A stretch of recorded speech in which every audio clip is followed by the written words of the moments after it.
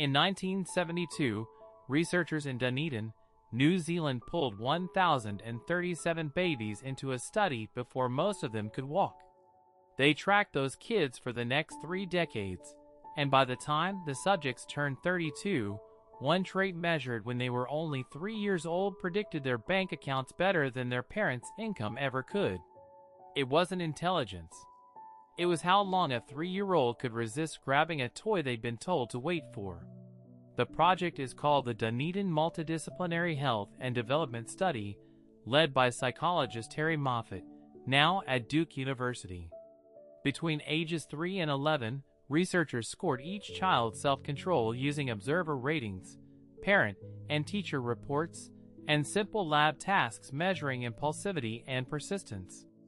Then they waited and watched.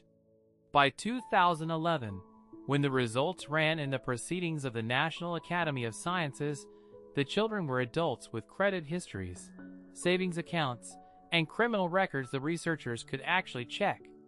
The kids who scored in the bottom fifth for self-control at age 5 were, by 32, more than 3 times as likely to have money management problems, no savings, and a single income supporting a household. They were more likely to have a criminal conviction and worse physical health. And here's the part that should stop you. The effect held even after Moffat's team statistically removed the influence of IQ and the family's social class. Self-control alone was doing that much work.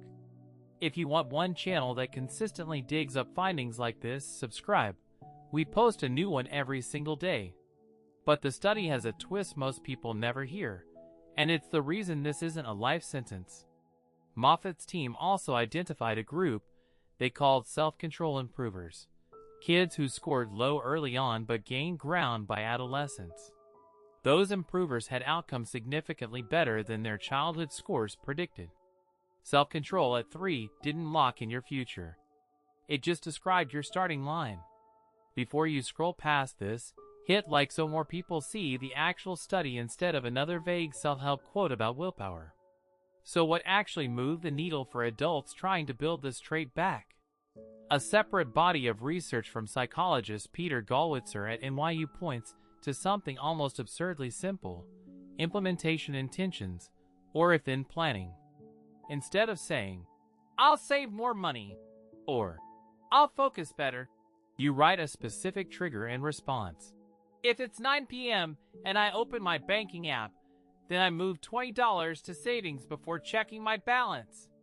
Gollwitzer's meta-analysis across dozens of studies found this single-sentence structure produced a moderate to large effect on actually following through, far beyond willpower alone.